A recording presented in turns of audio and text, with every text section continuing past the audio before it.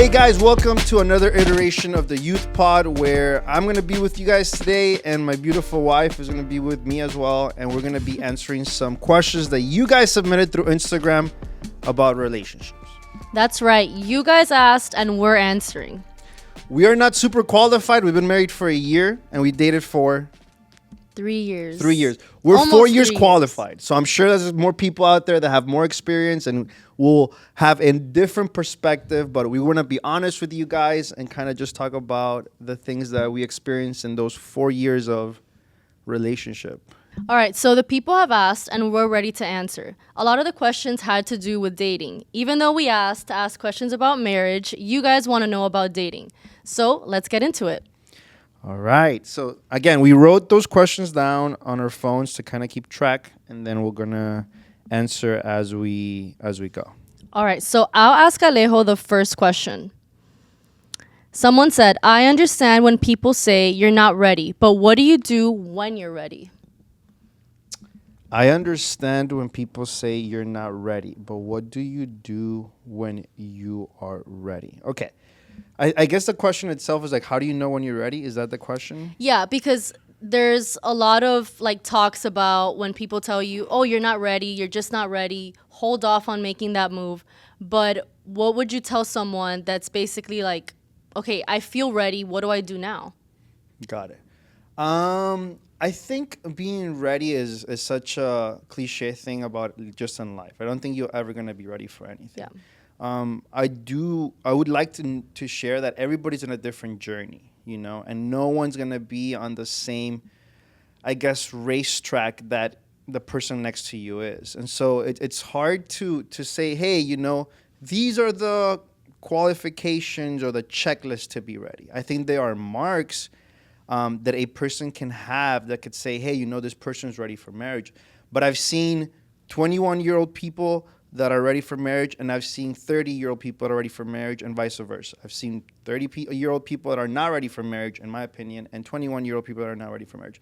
So I think one of the things that I wanted to share in regards to that, and was something that I learned from a pastor a long time ago. I was, maybe like 19 or something. And the conversation wasn't even directed towards me.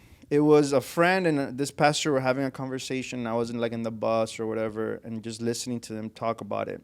And this pastor brought up how Adam and Eve were a perfect example of how sometimes God works in relationships. I think that was the first relationship, right? Aside from the Lord and Adam's, but the human relationship was Adam and Eve.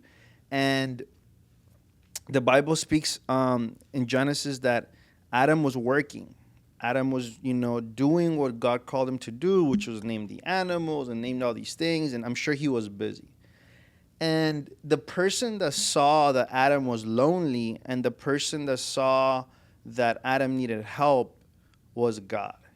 It wasn't Adam, So I feel like a lot of times people try to create a checklist and say, okay, the world, society, people say that you need this in order to be ready. And they try to start working towards that without even allowing the Lord or even asking God, what is it that he wants? Or what is it like his purpose for your life in that season? And so in Genesis, it says that God saw that he was alone. Or I think it says that God saw that he needed help. Mm-hmm. And he says, hey, I'm gonna make a helper for Adam. And then that's why he went to create Eve. And so I think it's beautiful when God takes the initiative and says, hey, son, daughter, I see that you need the help. I see that there's a new season in your life. I see that now you need this other person around where you're going to go, what you're going to do. And he takes the initiative. So I think the being ready part should start from the Lord. And you should just be ready, to hear the voice of God or hear the direction of the Lord. Not so much necessarily getting super ready to, I'm ready to be in a relationship because A, B, or C. Now, that's the spiritual side. If I were to answer that question in a more natural part, I think that, like how I mentioned at the beginning, there are marks. So your finances, I think, is very important. Like, I don't know the stat, I would lie to you, but I know it's a high percentage of marriages get divorced, and one of the things is because of finances. So I read that in a book once, and I was like, yo, I cannot let finances be a problem. I wouldn't want that to be a problem in my marriage. Doesn't mean that you need to have all the money in the world. That's not what finances mean. I think it just means to learn and be knowledgeable and have certain principles and basics kind of down packed, that can help that not be a problem once you get married. So your finances, maybe career wise, I think purpose is important. Purpose in your life. Again, career and purpose are two different things, but sometimes they go hand in hand. And with Adam, I feel like he was walking in purpose. He was walking in obedience. He was walking what the Lord had called him to do, which was name the animals and name that, and subdue and whatever. And then Eve was added to him. So I think purpose, I think your finances, I think your maturity is important. Self-awareness, I think, is something that a lot of people, and I hate using this generation because there's millennials that are not self-aware. So I think just people in general a lot of times are not self-aware, including myself, And I think that asking the Lord to always, and I think one of the best ways to overcome the lack of self-awareness, I think, is the Word of God. Because the Word of God is a mirror. And you start reading the Word of God and you're like, wow, like I need to be more kind. I need to be more loving. I need to be more patient. I need to be more holy. I need to be all these things. And why do I mention self-awareness? Because I think it's a mark of maturity. Yeah. And being mature is important in being in a relationship. You cannot be not steady and then say, yeah, I'm going to go and look for a relationship, because that relationship is not going to be steady. So, those things are important. Another big foundation, I think, of being ready is just like, I think your faith needs to be tested. Your faith needs to be tested. Your belief system needs to be tested. Your discipline needs to be tested. Like, you'd have to go through a couple things where, they shook you a little bit and you overcame, because when you join another person in a relationship, whether you're a man or a woman, you're going to have to be there for that person, So I don't know if that answers the questions. I don't know if I'm leaving anything. No, that was good. And when you were speaking, I started thinking about like just being ready, period, right? Where sometimes you don't feel ready, but the Lord is still calling you to a transition. And it's important that maybe you yourself don't feel ready, but the Lord is calling you to move on to the next thing, right? Because he sees your heart and he sees where you're standing, right? But God is so good that he's always going to let you know of that transition. He's not just going to like let you wander about without direction or wander about in the same level that you've been in since the last season, previous season, and so forth, right? Yeah. He's going to call you to something new because he's always doing a new thing. So I think that it's important to be close to the Lord so that your ears are open to when he's calling you to that transition, right?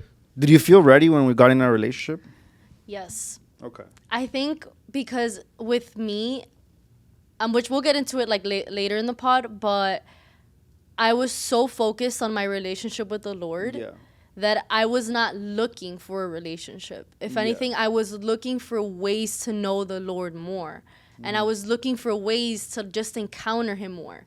Like I was in a season where I was so in love with the Lord, still am, but that specific season, he was all that I could see. Yeah. So it was going to take so much for me to even like move my eyes just a little bit to look at a whole different person, I think for me, it was a little bit different. So, I mean, I'm not saying that's wrong or right. Yeah. I'm just saying like my experience was a little bit different because I remember that early on when I was like, 18, 19, I went through a relationship that was just, let's call it like a situationship. I think that's what people call it now. Yeah. This is a whole mess, really.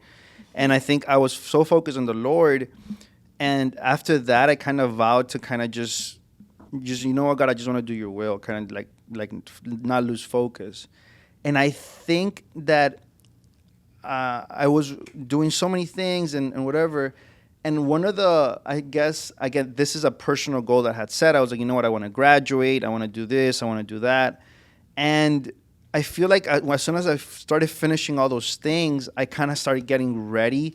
Like I was like, Lord, like I'm gonna start being a little bit more open about being in a relationship.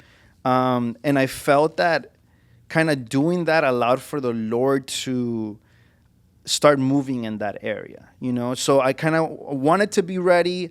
I started doing everything I could in the natural to get there. Yeah. But it's not like I felt necessarily super ready. I think there's always that like step of faith that you have to make. But you could definitely start stirring up like the next season in your life. And I felt like I started doing that. You know, I was like, you know, let me start getting this in order. Let me start getting that in order. Let me start addressing these giants that I know are going to be a problem in my marriage. Let me start, you know, praying a little bit more with purpose about it. Yeah. And just bringing that thing to God, and kind of God, you know, started like, I feel like when I opened the door for it, like it was a whole thing. But it led me to you, basically, and it led me to marriage. So it was worth it, right? Yes, absolutely. Okay. Just checking. All right. All right. That's question 1 down. So question number 2, how to trust God in the waiting. I personally love this question just because everyone that you know will endure a waiting season, right? There is not one person that's walked this earth that has not had to wait for something, right? And you even look back to the Bible, and something that I was reading last night that I was like, it even put perspective in my life, you know? And I was talking to Alejo about it, because I'm like, man, we're so impatient. We're so impatient sometimes when the Lord is just calling us to wait. Okay, here it is. So I want to show you a little bit of some characters in the Bible that had to wait, right? So you look at Moses, right? He had to wait 40 years just to get the Israelites to the promised land. You look at Sarah, she was barren. They waited so many years to see their promise, to see their son. You see so many, even Jesus. It took him 30 years because he died when he was 33, right? But he started his ministry at 30. So he knew who he was, and he knew the promise of the Lord over his life for those 30 years, but it was not the time of the Lord yet. So it's like there's so many people that waited, but then when you look inside, we get so impatient when we haven't seen the answer to a prayer in a few months. But then there's people like in the book of life that they spend decades just waiting and enduring and in the waiting season. And when you look at Psalm 37, it says, trust in the Lord and do good. Dwell in the land and enjoy safe pasture. Take delight in the Lord, and he will give you the desires of your heart. Commit your way to the Lord. Trust in him, and he will do this. He will make your righteous reward shine like the dawn, your vindication like the noonday sun. So that right there, it's like when you enjoy your walk with the Lord, he'll provide for you. And I feel like a lot of times we get so fixated on what's going on social media. This person just got married. This person just hard launched their relationship. Oh, I think this person's now talking to this person. And I'll be honest with you, it's very easy to get in your head, because especially when you're in the waiting season, when you're just like, Lord, that hasn't happened for me yet, but I want it so bad. And it's happening to everyone around me, you know? I think that's when the Lord tests your heart the most. Because it's in those moments where you can settle. It's in those moments where you can compromise something that is so honorable and so dear to the Lord just because you couldn't wait. You know, so the Bible is very clear when it says, dwell in the Lord and he will take delight. Dwell in the Lord and he will give you that what your heart desires, you know, so long that it's in his will. So I think that's important. What would you say to that end? Yeah, I think waiting, man, I've waited a lot for different things. And it's tough, you know. I don't think people talk about enough how hard it is to wait. Yeah. And I think I was sharing with you this last night, how I do something that, sort of brought peace to me in many different waiting seasons, is understanding that I think time is one of the worst curses the humanity is trapped in. In the glory or in heaven, like where God is, everything is. Everything exists. Everything is just there. Everything is. There's no waiting. Yeah. The waiting happened because Adam and Eve failed at the garden, right? And so time was introduced to us, and all of a sudden, we are slaves of time. We have to wait for anything, right? You sow something, you have to wait for it to reap. You get from one place to other. You have to wait to do that, and time has become part of human existence. And I think the Lord is so good that He has turned this thing that was meant to slow us down into a way to produce in us glory, for him to produce a deeper weight of glory in us, of endurance, of perseverance. And why do I say everything that I say that? Because in the moments where I've waited the longest, in those waiting seasons, there was a verse in Proverbs 13 that says 13:12. It says, hope deferred makes the heart sick. And imagine that you're hoping for so long. I've lived that Bible verse so many times, where hope deferred makes the heart sick, but when the desired comes, it is a tree of life. And so think about, I don't know how long you've waited for things, or how long you've, prayed for stuff, or even in a relationship, I was caught many times where I was the number one third wheel in my friend group, like for a lot of different relationships. And I became such a good third wheeler that I understood my kind of assignment, in the sense of, like, it's not my season to be with someone.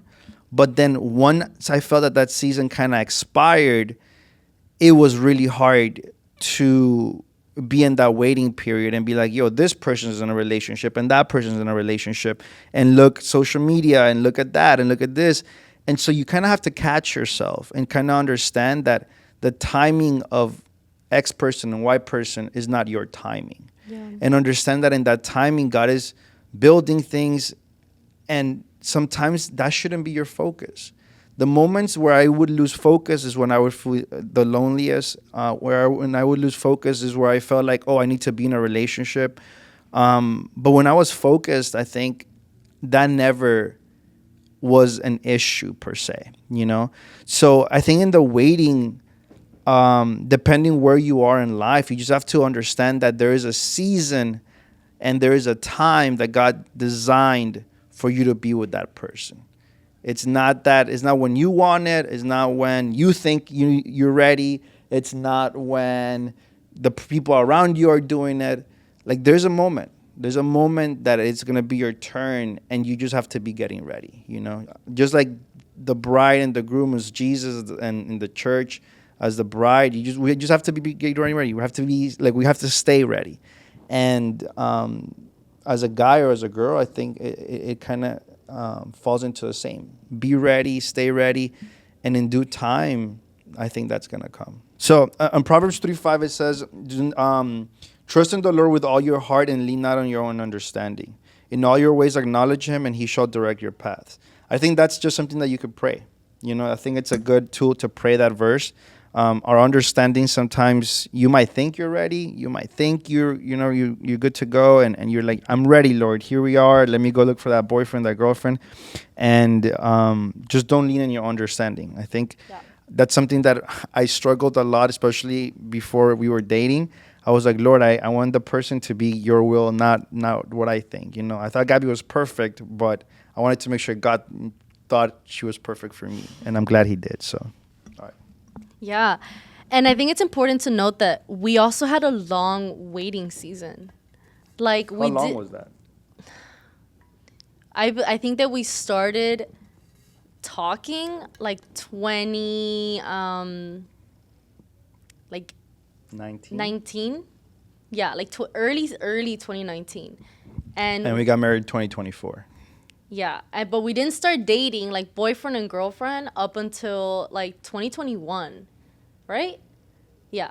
So all those years, like, I think that our story is very unique, just because we didn't just Very. go We didn't just go into, hey, I like you, you like me, let's go on a date. Just for us to go on our first date took like 2 years, you know? And during that time, I remember that I would ask the Lord, I'm like, Lord, like, I trust your timing, you know? But this is getting a little hard because it's like I'm waiting for the next step. I know we're going to get the next step, but like, you know, help him out a little bit. I was definitely on.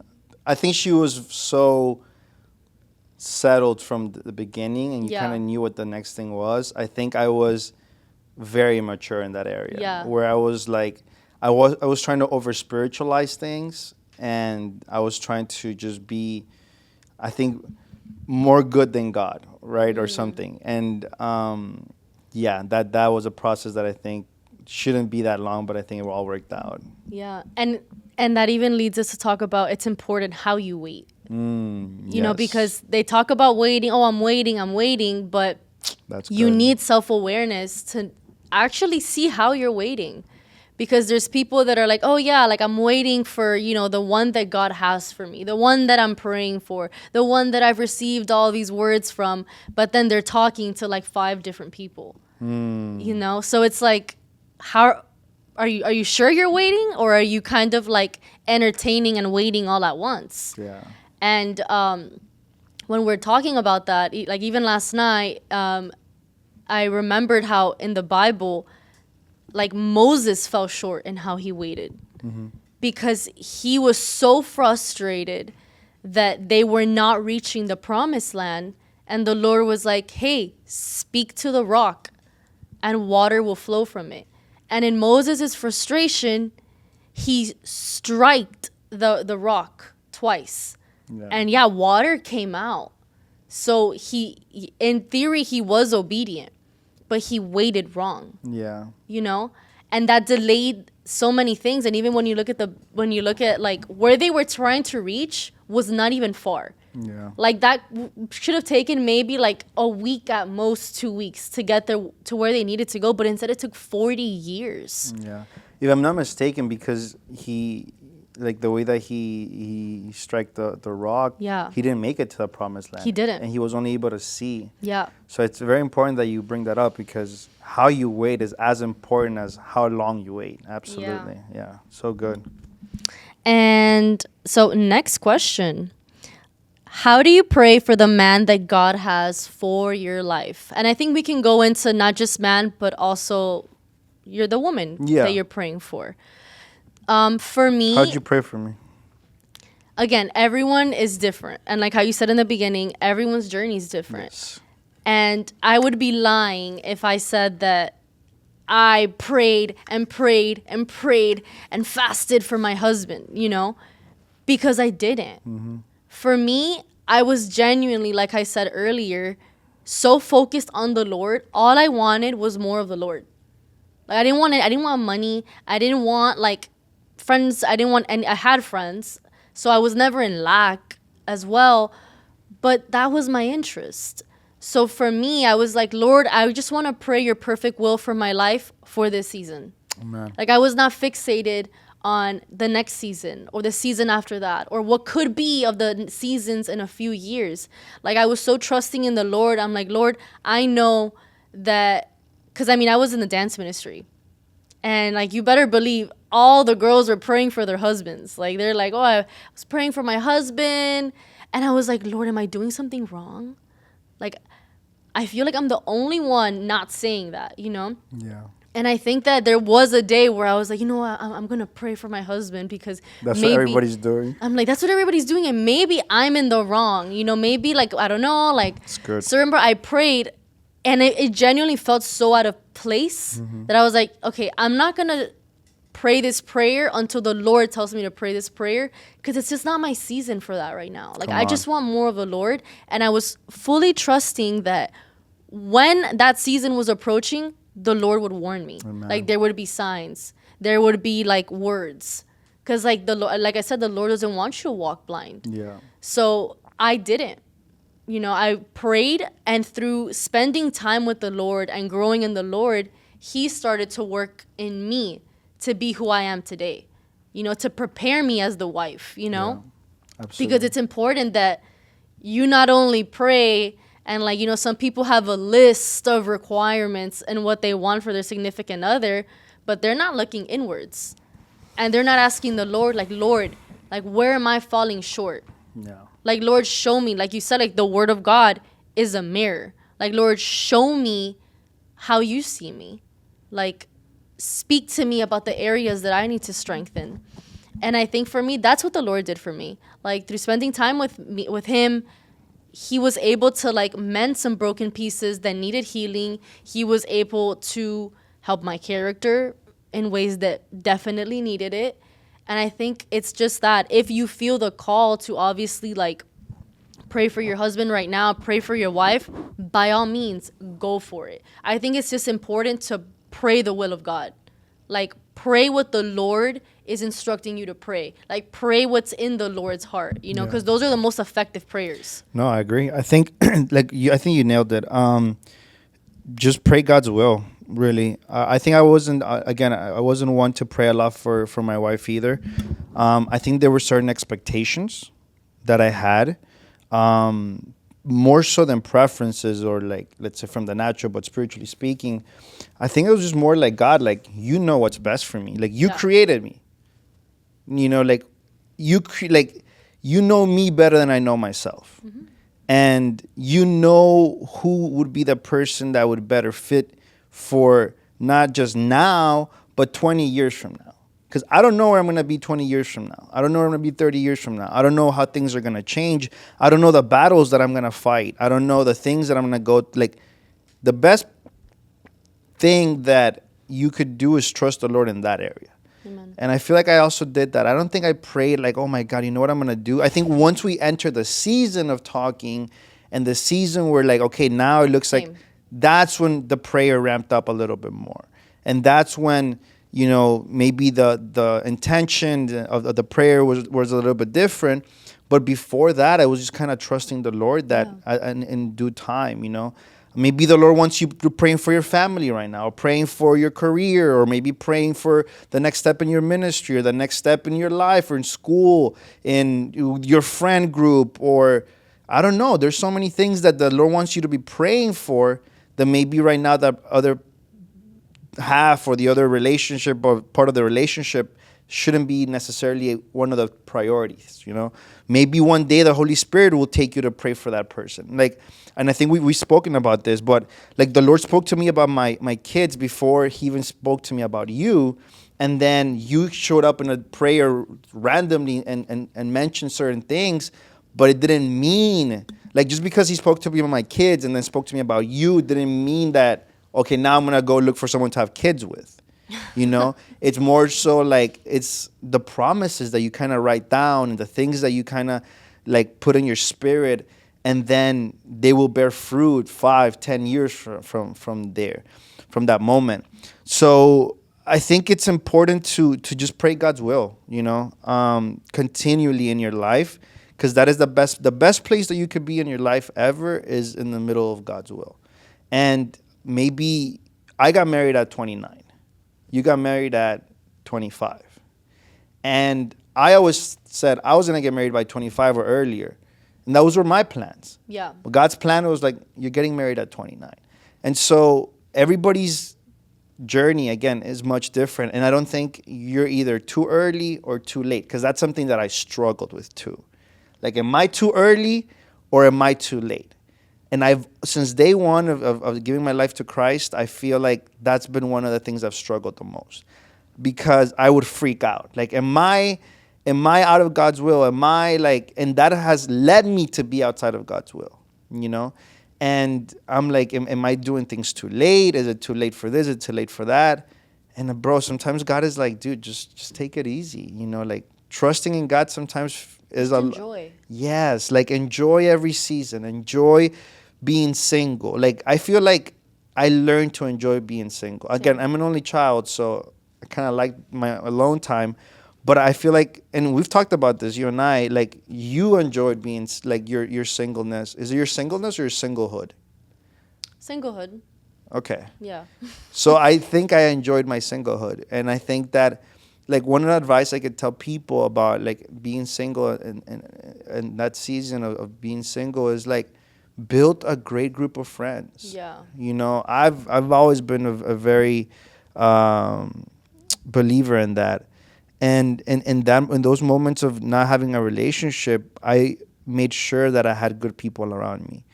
People that I could go and have fun with, people that we could go and pray, people that we could be there for each other, people that you kind of build a safe place, people that could be a good friend to you and that you could be a good friend to them.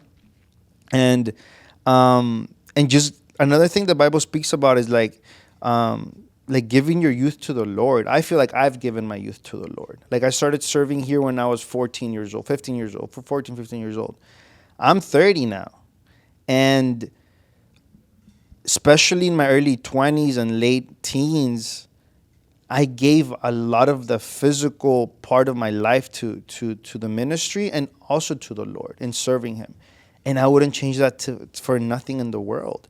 And if I would have been in a relationship at 19, 20, 21, 22, I might have not been able to serve the Lord in the same capacity that I did, with the same strength, with the same resilience, with the same passion. And so, again, your walk with the Lord, I think, is so full of many gifts and promises and discovery that because we're trying sometimes to burn through seasons, we might burn through beautiful moments that God has in store for us. So Yeah, and I love that you mentioned that, just because you had a very extensive season of traveling in the mission trips. yes. So you were going out of the country like once a month or every other month. Yes, it was more like every 2 to 3 weeks we were like leaving. You were up and going, up and going, up and going, and then the people around you like your friends that maybe weren't going on those trips, were building romantic relationships. Yes. They were dating, they were getting married. Like you were a groomsman twice during that season to two of your closest friends. Mm-hmm. And had you leaned into what the people around you were doing, you would have not experienced what the Lord did through you through those trips. Absolutely. And what he built inside of you. Yeah. So that's why it's important. Choose a community of people that not only are just gonna be there for you in the fun times and lift you up, but people that will also tell you the truth. Like for me especially, it's very important that I have people around me that are very honest. Mm-hmm. Like if you see that I'm lacking in an area, I want to know. If you see that this area needs sharpening, I want to know. Yeah. And that's very important because when you're entering, that talking phase with people, the first people you're going to tell are your friends or that one friend. Yeah. And it's and it could be make or break because that one friend could either be like, oh, go for it. You have nothing to lose. And that person could be like the person that derails you from what the Lord is trying to do in you. Yeah. So it's like, choose your friends wisely. Don't allow what the people are doing around you to influence what the Lord is trying to do through you, and just focus on the Lord. Yeah. That's what I would say. Why do you think people are so keen on being in a relationship, especially when they're young? I think that we crave intimacy. We crave to be understood, to be validated, to be seen. Mm-hmm. We crave human connection, no matter how many people are like, oh, I don't. Those are the ones that crave it the most. Yeah. And also there's this comparison that we all have just at different levels. And when everyone around you is getting in relationships, now it's your friend that you used to go out with now has a boyfriend. So now her time is caught up. Yeah. You feel that. And you're like, oh, okay, now I have to kind of figure it out who I'm going to go to the movies with. So you kind of start riling yourself up to get to that finish line, and the Lord hasn't even started you in the race. So I feel like even when the Bible says don't give in to the pleasures of your flesh is going to tell you go do what everybody else is doing, or say yes to the first option that comes. just because someone's coming to you and they're like, hey, I have feelings for you, like I want to get to know you, doesn't mean you need to say yes. Like when you see yourself as the Lord sees you, you're kind of like, in the humblest way possible, you're like, yeah, I would see why, you would like to get to know me more. Yeah. When you see yourself through those eyes. So when you see it like that, you're not going to say yes to every single offer that comes. You're going to consecrate yourself. You're going to save yourself. You're going to set yourself apart for the person that the Lord has for you. And you'll know when it's that person. Yeah. I think a sign of maturity is the fact that you can stand alone. Yeah. You could stand alone without anybody around. And I think that's important because there's going to be a moment when you're going to have to stand alone. Yeah. And let's not over spiritualize it. Like you said, something like the movies. One day you're not going to have anybody to go to the movies with or do that activity. And what are you going to do? Like, what is going to be your thing? Yeah. And I think that comes from identity from the Lord. When you have purpose, when you understand that God has a plan for your life, the Lord will always keep you busy. The Lord will always keep you on learning something, growing in an area. And eventually, those people are going to come and the community is going to come. But one day that community is not going to be there. And I think that is a sign of maturity. When you're able, you'll know. You'll stand there and be like, hey, I got no one today. Or I got nothing to do. What am I going to do? Am I going to go and allow loneliness and discouragement and all these different things to creep in? Or, there's another weekend that we could go. There's another thing that we can do. I think that's a strong sign that, you're in a different season, at least maturity-wise. What would you tell someone that's asking, how do you know when someone's sent from the Lord? I think that every season, again, AGM speaks about this. I think the seasons are marked by supernatural events. Mm-hmm. They're marked by moments. They're marked by, and I think spirit. Again, I'm not talking to the 99%. I'm talking to the 1%, or not the 1%, but I'm talking to people that seek God. Yeah. Because if you're in the world, that's kind of hard to tell. At least I wouldn't be able to tell you. But spiritually speaking, if you're someone that seeks the Lord, or you try at least, to be in good accord with the Lord, there's gonna be signs. And something that I was very scared always was this story of, man, I need someone to know their Bible right now because I totally forget. But it's about the two brothers. I just forget their names. That no. That he sells his progenitura, his for the bowl of lentejas. You know what I'm talking about? Yeah. I just literally their name escapes me right now. I don't remember their names, but I know. They sold their birthright. He sold his birthright. No.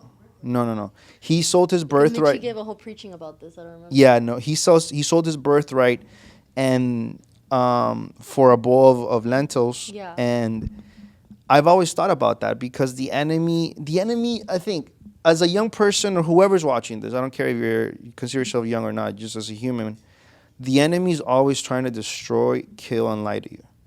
And if you wake up every morning with the understanding that you're at war, you'll understand that every day he's going to bring situations and people and things and thoughts and whatever for you to sell your birthright. And sometimes people, like you mentioned, the first person that comes around, the first thing that shines, the first thing that looks like gold, the first thing that looks like a man of God or woman of God, they take it. Because it's easy to play the part. Yeah, and it makes sense. And sometimes God's stuff doesn't make sense. Sometimes it doesn't add up. And I think it's important to be in that place where you can have discernment and you could take it to the Lord and not freak out in the sense of like you go head in already, because a lot of times it's your emotions. A lot of times it could be your flesh. A lot of times we're humans, But you really want to make sure you simmer like that person in prayer or in the time with God or whatever, because they can look like God and they can smell like God and they can talk like God and but maybe they're not, And one of those things is I think time is a big factor, because time will tell. A lot of people start, but not a lot of people finish. A lot of people could be on fire for a season, but 6 months, a year, 2 years, they're back, in a place where there's no fire. And so it's tricky, but I think God will give you the wisdom and the understanding. Because and again, you have the other side where that person can be a godly person, but they're just not for you. Yeah. And that's okay, which I think you had a lot of examples from, where like godly people would approach you and be like, hey, you're going to be my wife. And not that these people were bad, it's just that they were not for you. Yeah. Right? And I mean, it goes back to like what you said. It could look shiny, it could look great. Yes. But is it really? And that's where you have to ask yourself, and you know yourself as well. Like, you know where you fall short. And if you're a person that maybe you've been wrong before, maybe that's something harder for you, where you've already had a few relationships and you're like, man, There's patterns. I keep thinking each person is the one. Yeah. And they turn out to be Not the one. not the one, and now I'm heartbroken and I'm at 0 again. Yeah. And relationships, bro, relationships are so tricky because they can really break you. Yeah. They can really tear you up. They can really, and not just from all different ways, emotionally, spiritually, physically. Like someone could come, I've seen the greatest 180s in people when they get when they break up or whatever, because they really tear you up. Like again, when I was like in those late teenagers, that wasn't like a weird thing with this person. Situationship, you can say it. It was that's a Gen Z term, bro. I'd never used that term before. Anyways, but yeah, in that situationship, I think like that left me like marked for such a long time that God had to really restore me. Yeah. But imagine if people go through, like I can't imagine people like going through that 1, 2, 3, 4, 5 times, and there are people that are. And I think it goes back to that self-awareness. Like, okay, I made a mistake here. Let's make sure it doesn't happen again. Or what can I do for it not to happen again? And sometimes it's not that. People a lot of times expect for people to change, and they don't want to change, And a lot of times in relationship, like, you're the problem. Like, it takes 2 to tango. Like, it's not always just one-sided, So I think just being aware of that is important, especially after that relationship that I went through and that we're talking about. It went through a season. I was like, God, I need you to change my heart. Yeah.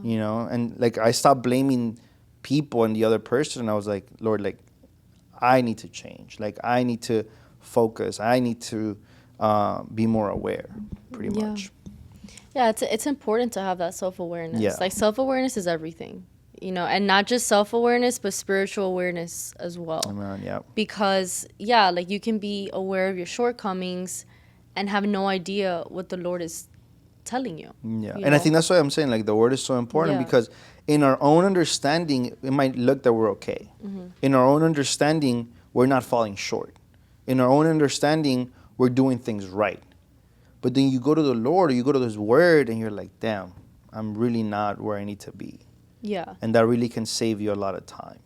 Because I feel like relationships, and the enemy, I think, allows or pushes for, not that he allows, but he pushes like situations and things around your life to slow you down. I mean, if he can delay you. If he could delay you, or he can. That buys him time. Yes, absolutely. Or just destroy, like, just for you to open the door to sin, or open the door to insecurity, or open the door to fear, or that he already won. Yeah. That's what he's looking for, really. And then he could keep you there for a year, 2, 3 years until, whatever. And that's it. You're delayed in that part. And I mean, God is so good that He'll make sure that He'll make up for it time-wise. But don't allow for that to be the case, I think. Yeah. Mm-hmm. I love that. All right, you want to move to the next question? Yeah. What would you tell someone that is asking how they balance having a relationship and also doing ministry? How can they find that balance? I think for me, well, no. To answer that quickly, I think it's just priorities.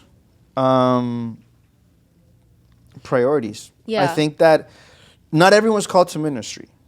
So let's just be clear. Like, I don't want to speak to like the 1% that are called to ministry. Like, what if you're not called to ministry? You're still called to be a son and daughter of God. You're still called to be a disciple of Jesus. You're still called to go and make disciples and baptize people. Like, that doesn't change whether you're called to ministry or not. I think you just have to have like the Lord as the center of your life, period. Yeah. You know?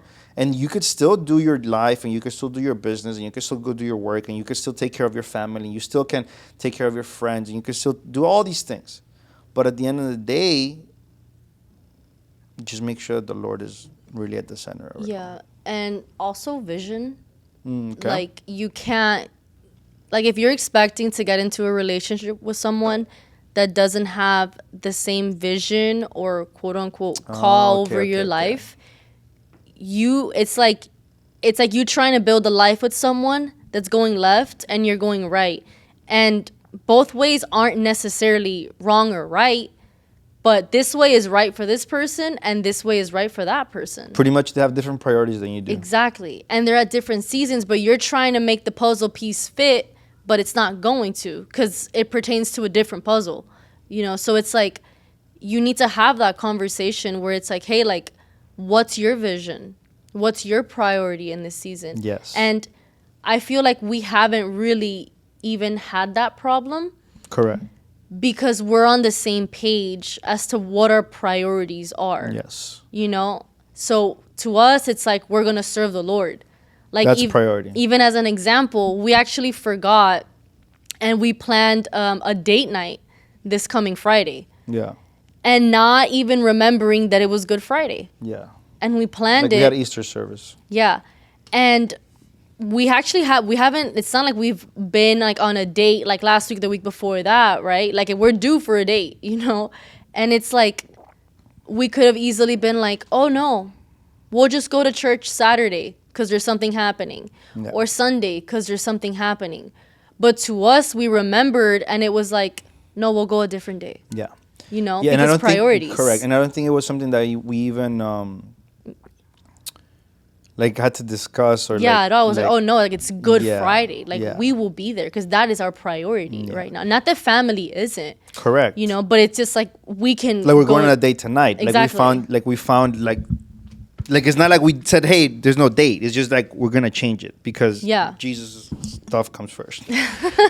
No, but I think what you said is so important. I think that part of priority of having the same priority, and I think that could be a big problem. Yeah. You know, like the Bible speaks about them being, and I don't know the term in Spanish, but basically like, tienen que ser como de yugo igual, right? Mm-hmm. Like the people. And I think the only reason why it says that is because, and I mean, I don't want to get too crazy about this, but I could see now that I'm married how different political views, how different belief systems, how different priorities, how upbringings, like a lot of these things can cause friction in a relationship. Yeah.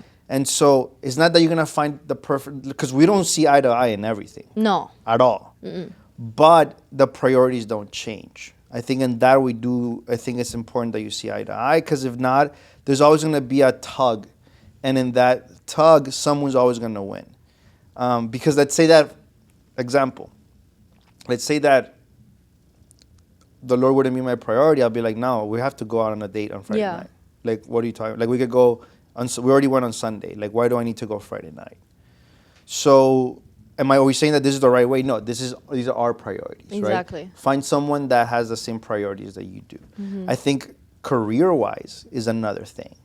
Like, if you're married to your career and the person that you're going to be with is not, that might be a problem down the line. So I think like if you were to put like serving the Lord as a second and you would put your career as a first. Yeah, it's a friction right there. That could be a problem. And again, there's different seasons. Yeah, of course. There are different seasons. I'm not saying that, but ultimately, like, I think that is very important for sure. Yeah. And I would even say it's like there are seasons where maybe your service to the Lord might decrease a bit, but your Yes. relationship with the Lord should never be touched. Oh yeah, yeah, yeah. Like, even if you're saying, even if it's like, oh, like career wise, like it's a heavy season for me, Yeah, it does not mean that you can neglect the Lord, yeah. you know? It means that you're gonna have to sacrifice something else for the Lord to still Of be on top course. and Yeah. still be. Because ultimately, I think like in that relationship was where really your life kind of gives fruit and everything. Yeah. And actually, someone asked, when would be the right time to start looking for a relationship? And I know we touched a little bit about this in the beginning, but it really reminded me of myself, where I was not looking for a relationship. Yes, I was just looking to grow in the Lord. amen. Just like Adam. Yeah. And it's important that you understand that when you get into a relationship, your time is split. And I would say, like, not just in half, but like less. Simply because now you have your significant other's friends, you have your significant other's family, you have your family, your friends, and you're trying to merge all of this and get to know people, you know, and adapt.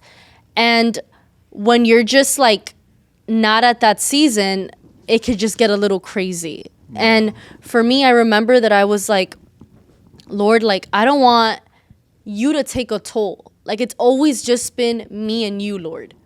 Like, that was my saying. It's like, it's me and you, Lord. Like, whenever I was going through something tough, it's me and you, Lord. Like, we'll get through this because you're next to me. And I feel like because I had that foundation and that focus on the Lord, it wasn't hard for me to now like invite you into my world and vice versa, because there was a firm foundation, That's because I was good. standing on something, right? That's good. I wasn't necessarily like looking like, oh, like where's my person, where's my person, where's my person, and then I left my foundation unattended to, you know. And your foundation isn't just I serve on Sundays, I serve on Thursdays, I go to Hop Wednesdays, I show up to all these places, I get on all these prayers. Like, that's not foundation. on. Like this is foundation, you Amen. know? Because this is a mirror. And sometimes like the things that you read in the Bible, they're so confronting, and you're like, man, like that kind of sounds like me that they're talking about. And it confronts you and it makes you change. But if you didn't have this mirror, then you're now inviting someone into your life and you could damage them because you're just like on a work of just unhealedness. Like, you're just not healed. You're not mature in that area. Yeah. You're not strong enough to now like lift up the other person when they're down, because that happens. Yeah, absolutely. You know, like when Alejo, like I went through like a situation where I was not doing the best health wise, and it wasn't a week, it wasn't 2 weeks, it was 8 months. And I look back on that season so grateful, because Alejo picked me up every single day. And it's because he had a firm foundation. You know, he didn't just like look for a wife because it looks great on social media. He didn't look for a wife because, you know, company's great sometimes. Like, he didn't look for it for all these superficial reasons that are appealing on social media. You didn't. You looked for it because of the foundation of what we could build together. Yeah. You know, of like the addition that that person is to your life. Yep. So I feel like because you had that foundation, you were now able to lift me up. But I can't imagine if you didn't. Yeah. Like we're not together because we felt alone. Yeah. Like, we're together because we were looking for a purpose, and because of purpose, we kind of found each other. And I think that is a very big distinction from just any relationship to a relationship of the kingdom. Like, I think in the kingdom of God, there's purpose for everything. Because even like we got married, and then you went through this. Yeah. Like, you didn't go through it by yourself. And I'm not saying that your parents, your family wouldn't be there, because they were there, and God blessed them because they were such help as well. But the timing, I think, was even like perfect. Yeah. You know, where there was purpose in that. And I believe that if you are, you know, a son and daughter, disciple of Jesus, like, look for a kingdom relationship. Look for a relationship of purpose. And the thing is that every relationship in the Bible of not even just necessarily marriage, but friendships or from a person, a prophet, and the people and authority and whatever, there was always purpose. Yeah. And I think that's the one thing that we've always, like, till this day, we continue to pray and seek for is purpose. We continue to look for those things. Because and going back to the great point that you made about foundation, if you leave that foundation, like you were saying, it's crazy because people leave that looking for something instead of bringing something to that person. And I never felt like I came here to save Gaby or Gaby came here to save me. It was more so like, hey, we had something to bring to the table. And that doesn't mean that we were perfect, because us coming together exposed things about our hearts that we're like, oh, look at this. Now we have to deal with this, right? But which is part of the process, and that's fine. But we never came empty-handed. We came with something to give to each other and be like, hey, look, this is the foundation I've built with the Lord. And I said, hey, this is the foundation we've built with the Lord. Let's continue building, kind of thing. Yeah. So, yeah. I want to read this chapter real quick. Not a chapter, just a verse where it's about the timing of things. Since we're talking a lot about timing and relationships and when and what and whatever. It's Ecclesiastes chapter 3, and I'm sure everybody has read it, but I'm just going to read it real quick. And I'm going to go through it real quick. It says, a time to be born and a time to die, to plant. A time to pluck what is planted, to kill, to heal, to break down, to build up, to weep, to laugh, to mourn, to dance, to cast away stones, a time to gather stones, to embrace, to refrain from embracing, to gain, and a time to lose, to keep, a time to throw away, and a time to tear, to sow, a time to keep silence, a time to speak, a time to love and hate, and a time of war and a time of peace. And I think just like this verse, this series of verses just reminds me that there is a time for everything. Yeah. And in everything, the Lord is going to be there, and that everything's going to be okay.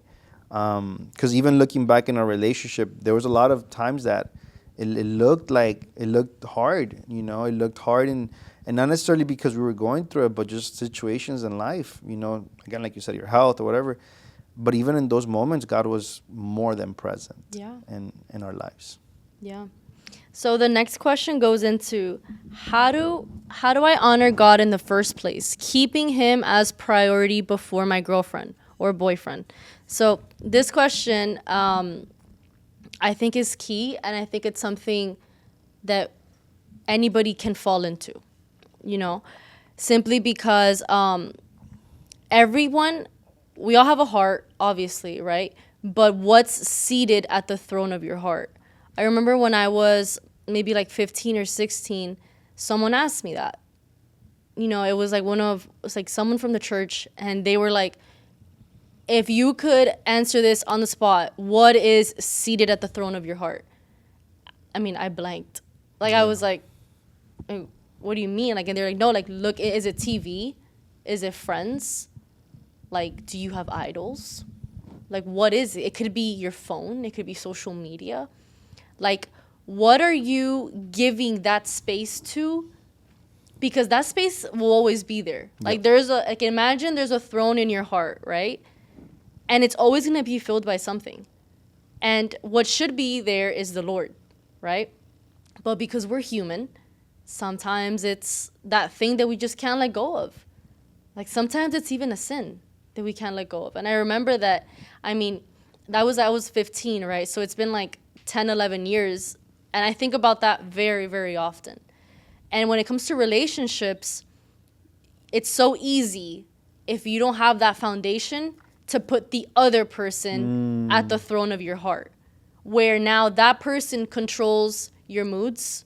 If they're in a bad mood, you're in a bad mood. If they're having a bad day, you're having a bad day. If they're tired, I'm tired. If they're mad at someone, I'm mad at someone.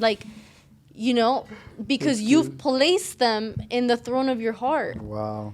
And it developed a fear for me where I was like, oh my God, I don't want to be that. I don't want to get into a relationship and then this person controls every part of my being. And maybe they don't even mean to, but it's because I myself subconsciously put them there. Yeah.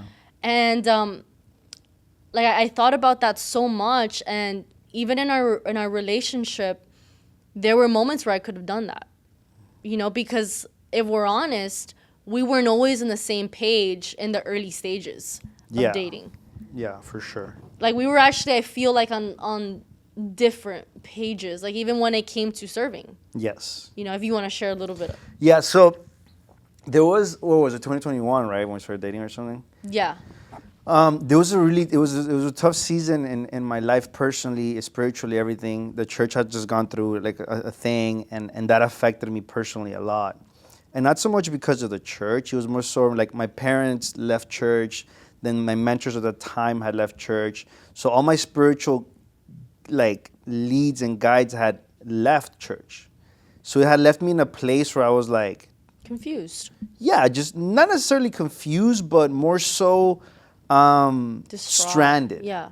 You know, I felt stranded. I left like whatever. And I took a step back from really serving. I took a step back from coming to service. I took a step back from a lot of things that for years I had done. Not that I went and just went rogue. Yeah. But in a way I did kind of take a step back. And this is in the middle of our relationship, right? In the middle of us dating as boyfriend and girlfriend. And Gabby was like, cool, bye. Not bye as like breaking up with me, but bye as in like, you could do whatever you want on a Friday night. I'm going to go to service. Or you could do whatever you want on a Sunday. I'm going to be here to service. Like that never, I never changed like that foundation that you already came with, you know? And I never allowed for like my situation that I was going through in that moment affect you in any way. And not that I would try to like also go and say, oh, because I'm not going, she can't go. No. But it was more so like you kind of stood on your ground firm and said, hey, okay, like I understand you're going through something. Like I'm not. kind of thing. Yeah. And that's important because like I'm not gonna sit here and be like, oh, it was so easy to stand firm and just do what I know that I needed to do, because it wasn't. Like I'm human, like you're human, and when you have a significant other, you want to spend time with them. Yeah. You know, and at the time, like it's like, yeah, like we were coworkers, but he worked from home. And at the time, he also lived like 40 minutes away, no traffic. Yeah. So it's like I wasn't seeing you every day, even in the weekdays. So the only time that we possibly had was like a Saturday or like a Friday and a Sunday, those 3 days. And then I go to church on 2 of those days. Yeah. You know, and I remember that I would be at work and I meant tonight would be a really good night. Maybe we can go to dinner. We could go on a date. I'm like, wait, hold on. I have service. And I remember that I was like, let me just like ask. He would always like, no, I'm good. Like you just text me after. And I was like, Lord, you know what? Like, I know you'll do it. Yeah. Like, I know that like he's going through whatever process he needs to go through. I know that you're showing up for him, but I don't want to let go of what you're trusting me with for my relationship. You know, like I don't want to compromise this, like my service to you. Yeah. Especially because the Lord had already spoken to me. Yeah. And I remember that I trusted in him, but was it tempting to like put you there and just be like, oh no, I want to go hang out with Alejo and I want to go be with Alejo? Or like, oh, he's mad, I'm mad. You know, of course that's tempting, but you have to filter sometimes. Like just because you're tempted to do something doesn't mean you should do it. Like you have to be your own person. Of course. So I think that's important. Like check what's at the throne of your heart. If you're finding that it's hard between picking who to prioritize, which is like if you're asking yourself, should I prioritize my girlfriend or God? There's already a problem. You know, because God should be your number one priority across the board. And you have to check inwards and you have to be like, Lord, then help me put you at the throne of my heart again. And even the Israelites, when they were in the desert, Yes. you know, again, what could have taken maybe a 2-week, 1-week journey took 40 years. And in that waiting, they started building idols. You know, even though God is like sending them signs of when to move, when to build camp, they were missing all of those signs because they were so focused on their idols. Yeah. And God was there the whole time. Yeah. You know, so that can cause a delay too. Like what's seated at the throne of your heart? And if you're like, hey, you know, I'm going to be honest with you. It's my girlfriend. It's my boyfriend. You know what? then take it to the Lord and ask the Lord, like help me. Like, help me to be on fire for you. Like, ignite my first love for you again. Because if that's the case, like, maybe you did lose your first love. And I think every believer has gone through that. Absolutely. Like, every believer has gone Like, that's the through battle. That's the everyday battle. 100%. Keep Where it's fire like, going. That's the hardest thing where ever. it's like, oh, I don't feel the way that I did when I first got saved. You know, like, and that's a very real thing. But what are you going to do about it? I think that's the important part. Absolutely. All right, we have like 10 minutes. So you want to skip to like a good question? I mean, they're all great questions. It's just, I don't know if there's a specific one you want to touch base. Let's see. You want to pick one? You pick. No, you pick. The thing is, I don't know which ones have you asked because everything says one here. Oh, really? Yeah. Okay, let's go into, should I consider dating someone if they are not spiritually mature as I am? I want to read a verse on that. 2 Corinthians, it says, do not be yoked together with unbelievers. For what do righteousness and wickedness have in common? Or what fellowship can light have with darkness? What harmony is there between Christ and Satan? Or what does a believer have in common with an unbeliever? Dang. Yeah. And that verse, I got like this, like, I guess I'm a visual person. And what I could think of is, would you wear something that didn't fit? Like, would you wear pants that were just way too tight that you just couldn't even sit because they're so uncomfortable? You wouldn't, because it's not the perfect fit. So it's like sometimes you're so pressed about, like, I need to make this work. I need to make this, like, this needs to fit. And it's so visibly not going to fit. So you're going to be uncomfortable. It's going to cause a delay in something. Like, and it's just going to make things just a lot harder. Yeah. So I think the short answer to that is probably not.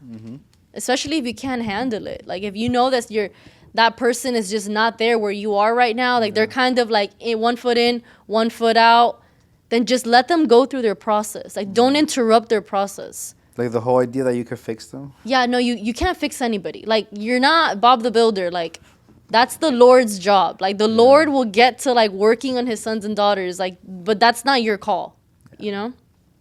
But That's yeah, good. Yeah, short answer. No, it's great. I agree. All right. Let's go into, we have been together for 4 years and we plan on getting married, but can't stop committing that sin. What do we do? What sin? Oh, the Sex. sin. No, you're asking Alejo at this point, right? This is me answering. Yeah, you're answering. Okay. I think you guys need to take some time away from each other because I think that there's definitely, a version of a soul tie, I'm sure. That relationship is already founded on sin, per se. Yeah. I'm not saying that God cannot restore it, of course, but what I would advise in that case would be for them perhaps to break up. And not to break up, but like to take some distance from each other. A good amount of distance where they can both seek the Lord, like seek a deliverance, seek restoration, seek a little bit of that, and kind of rebuild the foundation like you were talking about. I think like at that point there is no foundation because you're at a point where, some of the trust was broken. You've allowed for sin to come into that relationship.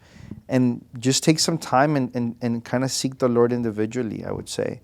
And really ask Lord, okay, like, what would the next step be? Like, with enough time, I think the Lord can kind of give that guidance and the go on it. But temptation is not something that you fight. It's something that you run away from. So if that's something that they're dealing with temptation, they cannot just pretend like, okay, now it's not going to happen. Or that I'm strong enough. That I'm strong enough. I can or resist. This is not going to happen. Like, no.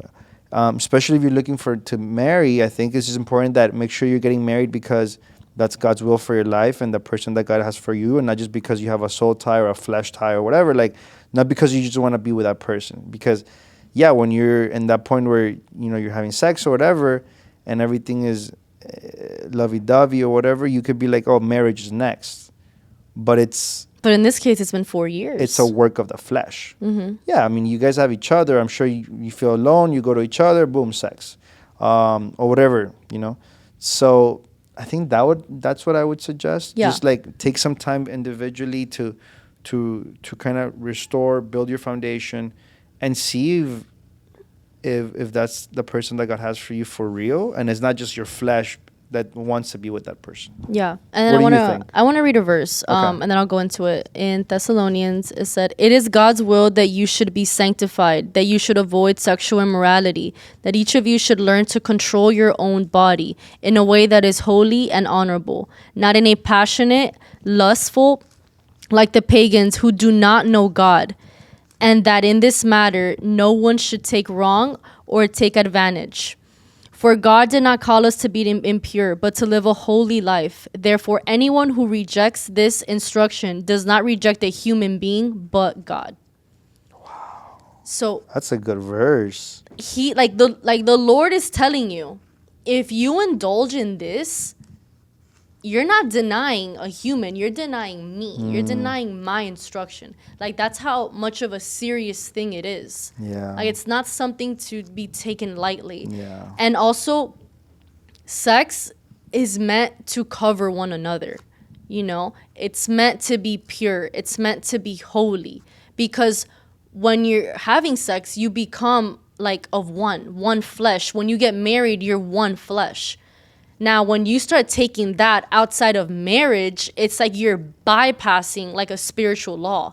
Yeah. And then it's like you're opening the door for all these other mixtures to come in. So the Lord here is telling you, hey, don't do it for your own sake. Yeah. You know, so I do think it's important that you don't try to play Superwoman, Superman, and say, oh, I'm strong enough. We can have a sleepover. I know nothing's going to happen because I've been praying a lot more.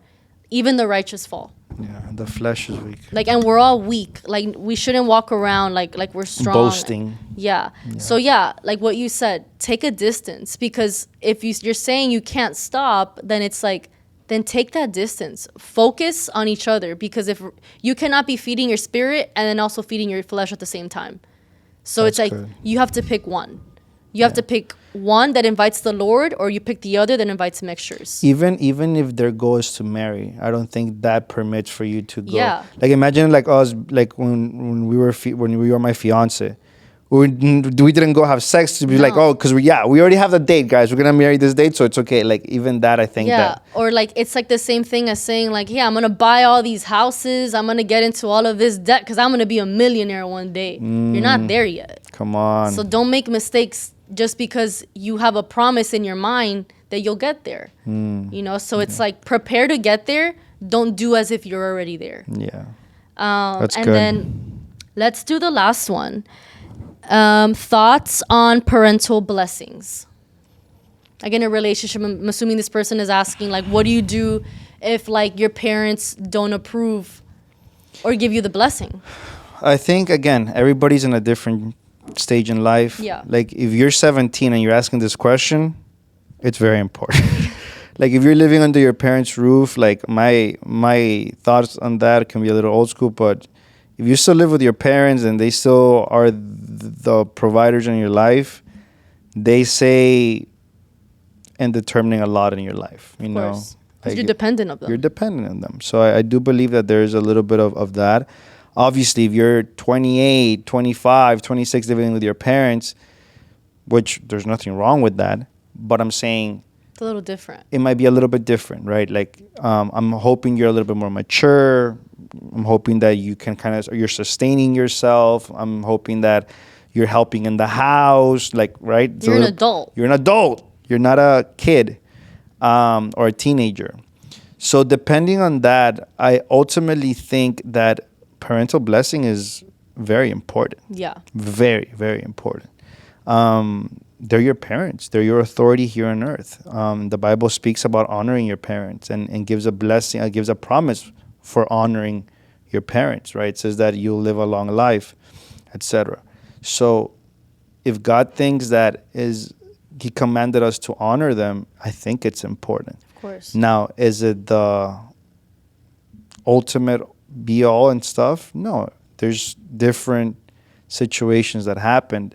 and not everyone has parents that are believers Yeah. or that have a foundation, a Bible foundation or a biblical foundation, or maybe their characters. You know, there's a lot of immature parents, but God doesn't ask us to honor mature, good parents. He said to honor our parents, whether Yeah. they're good or not, or they're mature or not, or they're knowledgeable or not, or whatever. But you have a story about that. I don't know if you want to share that before we. Yeah, Okay. yeah, I'll share. Yeah. I didn't get the blessing, you know. Surprisingly. Yeah. So my parents, I remember when I was like mentioning to them, you know, that there was this guy, which I had never done before, and by this point I was 20. Was I 20? Maybe, I don't know. I think I was 20, or I was like 21. yeah, or 21, one of the two.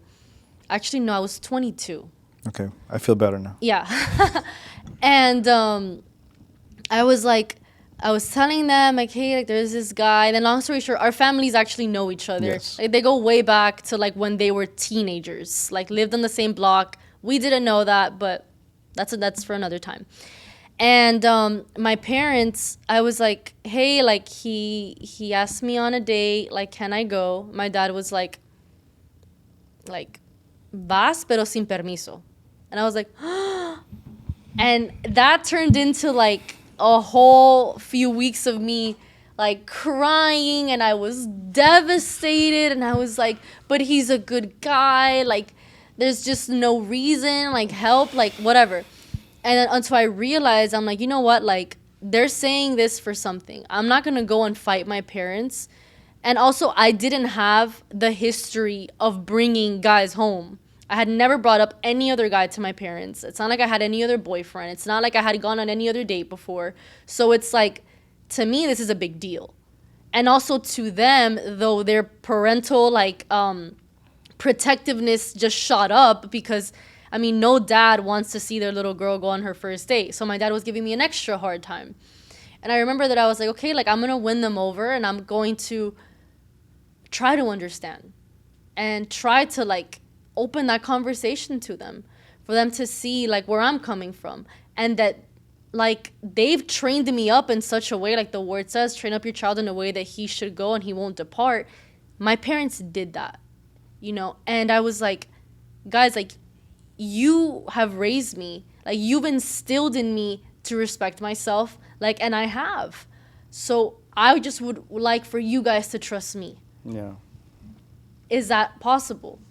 And then they warmed up to it a bit more, and I ended up going on the date, you know. But it's like, I think that's make or break. And now they love me. Yeah, like now, like they talk to him more than they talk to me. But I think that was make or break, because a lot of times, like whenever your parents disagree with you, your first reaction is to fight back. Your first reaction is, they don't get it, they don't understand me, they're old school.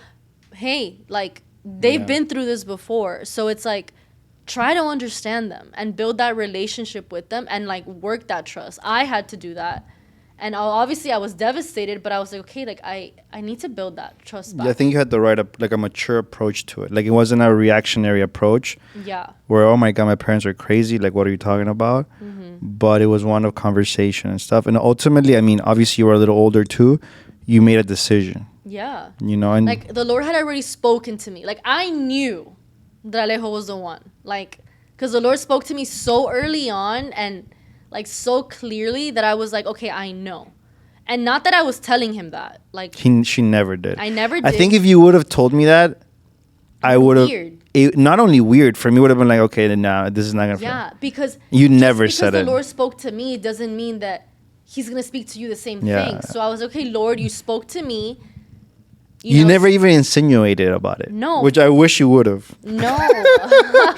Because I understood that your walk is your walk and mine is mine. And the Lord told me this, and until He tells you that, then we'll be together. Yeah. You know? So I already had that conviction in me that like, yo, like I know that I'm gonna marry Alejo one day. Like I just knew. So it's like, Lord, I know that you'll help me with everything around me fall in line, and everything did. Like it was like a domino effect. Boom, boom. Like everything just fell in line. Yeah. So give your parents grace, give them mercy, open the table to conversation. Is their blessing important? It is. Yes. And we can't go around that. They're your parents. You respect them. You honor them. And it'll extend the days of your life. So give them that place. And also, when they feel that they have that place in your life, they're going to react so much more differently to you and trust you more. And if you have difficult parents, take them to prayer. I think Yeah. that's important too. Because that happens. Yeah, we don't know your parents. Like, not everyone, you know, they have different kind of parents. Take them to prayer, and God will give you the strategies to go about it. Yeah. Awesome. We're a little over time, right? We're good? Okay. You want to finish in prayer? Maybe you want to pray for, I don't know, Yeah, let's pray. for the relationships of these people. Spirit of God, I just thank you, Lord, for giving us the time to touch base on these topics, on these questions, Father. Thank you for every moment, my God, where people were vulnerable enough to ask these questions and just share a little bit of what they're experiencing with us today. Father, thank you for that vulnerability. Father, we honor it. I ask that you would meet everyone that submitted a question, or even everyone that's watching, that you would meet them where they are right now, Lord, that you would instill your light where there is confusion, Lord, that you would strengthen foundation where there is cracked, Father, that you would speak where there's confusion, Lord, that your light would shine even in the darkest tunnel. Father, I ask that your presence covers them, that your blood covers them, Lord, that they would not depart from your ways. Father, I ask that you give them the guidance, that you bring the people to surround them, to uplift them, to lift up their arms, my God, when they are heavy, when they are just down, Lord. I ask that you would give them that strength. Father, I thank you for every person that is watching, every person that stuck through the end with us, Father. And I just declare blessings over their life, Father. I declare that they will have grace and they will have patience in the waiting season, Lord. I declare that their prayers will be heard, that their prayers will be prayers of the Father and not prayers of the flesh, that they will not be influenced, that they are the head and not the tail. In Jesus' mighty name. Amen and amen. Amen. Thank you for joining us today. Thank you for watching. We had an amazing time, even revisiting old memories, talking about old conversations. It was our honor to share what we know, what we've experienced with you. Awesome. Thank you, guys. I don't know who the next people are going to be in the pod, but if you want to see us again, ask some questions, and maybe they invite us again. Or maybe this is the last time, so... Just keep rewatching this one. You never know. All right. God bless you guys. Bye.